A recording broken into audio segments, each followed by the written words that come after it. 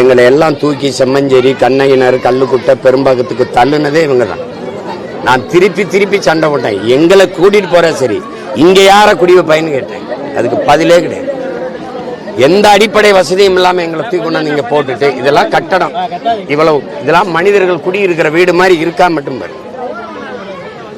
எல்லா வீடுகளையும் மின் இணைப்பு எப்படி தொங்குது பாருங்க. தள்ளுங்க பாருங்க. நீ இதுல எப்படி இது பாதுகாப்பா இருக்கும்? இவ்வளவு குழந்தைகளை வச்சுட்டு இப்ப இறந்து போயிட்டாங்க. இந்த பிள்ளைய 2 பேருடைய எதிர்காலத்தை பாருங்க.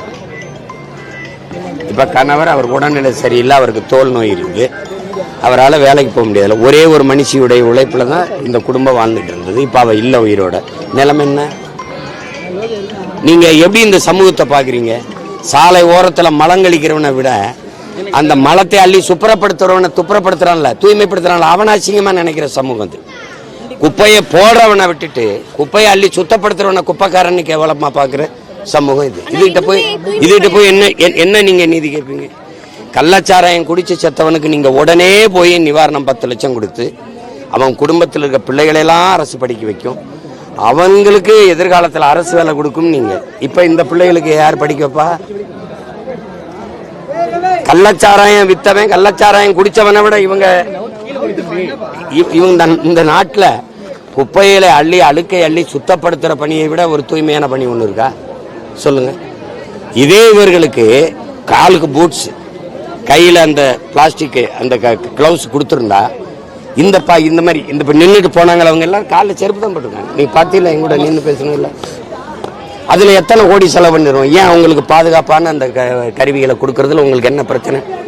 என்ன பிரச்சனை?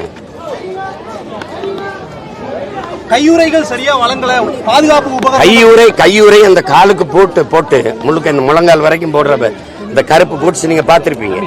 அது போட்டு இந்த கையுறையை போட்டு போயிருந்தா இந்த தங்கைக்கு இந்த விபத்து நேர்ந்திருக்காதுல்ல. கம்பியா அருந்து விழுந்தாலும் அவளை இந்த மின்சாரம் தாக்கி அழிச்சிருக்காதுல்ல, கொண்டிருக்காதுல்ல.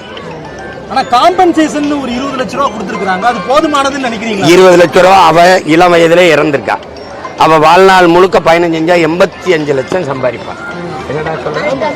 85 லட்சம் சம்பாதிப்பா. நீ 20 லட்சத்தை கொடுத்து என்ன பண்ணும்? இவன் எதிர்காலத்துக்கு யார் பொறுப்பு இருக்கிறது? யார் பொறுப்பு இருக்கு? இது தூய்மை பணியாளர்களோட எந்த ஒரு கோரிக்கையுமே இந்த அரசு நிறைவேற்றல சார். அதை பத்தி என்ன நினைக்கிறீங்க? ஏற்காது.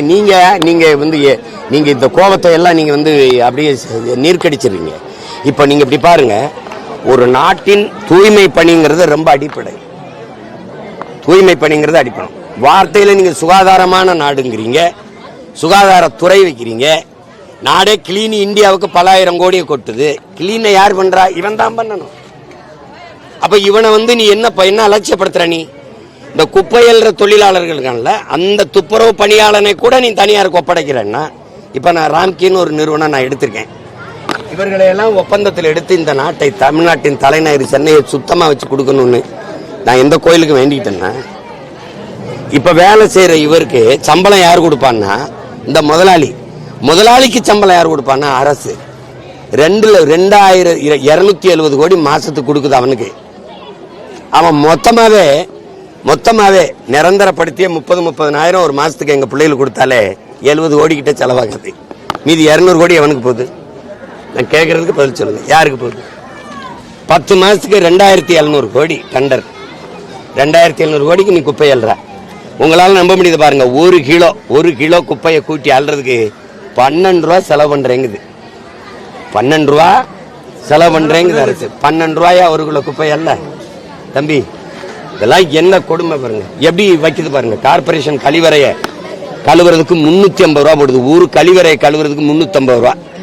தண்டத்துக்கு போட்டு காசை போட்டு எடுத்து கொள்ளையடிச்சு சுரண்டி இந்த குப்பை அல்றவனை வச்சுக்க மாட்டேன், வாத்தியார வச்சுக்கிற மாட்டேன், போக்குவரத்து தொழிலாளியே வச்சுக்க, எல்லாத்தையும் கொடுத்துருவேன். நீ என்ன பண்ணுவ? சாராயங்காய்ச்சி விற்ப, சாராயங்காய்ச்சி ஊத்தி கொடுக்குறவன அரசு வேலையா வச்சுப்ப. வேற இந்த வேலையை ஏன் நீ அரசு வேலை எல்லாமே தனியாருக்கு கொடுத்த? பதில் வச்சிருக்கியா? எல்லாத்தையுமே உன்னால நிர்வகிக்க முடியாதுன்னு தனியார்ட்ட கொடுத்து கல்வி, மருத்துவம், போக்குவரத்து, மின் உற்பத்தி, விநியோகம், குடிநீர் விநியோகம், சாலை ஓடுதல், பராமரித்தல், எல்லாத்தையுமே நீ தனியாருக்கு கொடுத்துட்டீங்கன்னா இந்த குப்பையல்ற தூய்மைப்படுத்துற தூய்மை பணியாளர் எல்லாம் எந்த வேலையை நீ செய்வ? எதுக்கு ஒரு அரசு இதுக்கு வெக்கம் இல்லாம பல லட்சம் கோடியை கொட்டி தேர்தல், அதுக்கு ஒரு முதல்வர், அதுக்கு பல அமைச்சர், எதுக்கு எதுக்கு சொல்லு? எந்த வேலையை நீ செய்வ? பிளே ஸ்டோர் மற்றும் ஆப் ஸ்டோரில் இருந்து பாலிமர் செயலியை QR கோடு மூலம் பதிவிறக்கம் செய்யுங்கள். செய்திகளை உடனுக்குடன் பெறுங்கள்.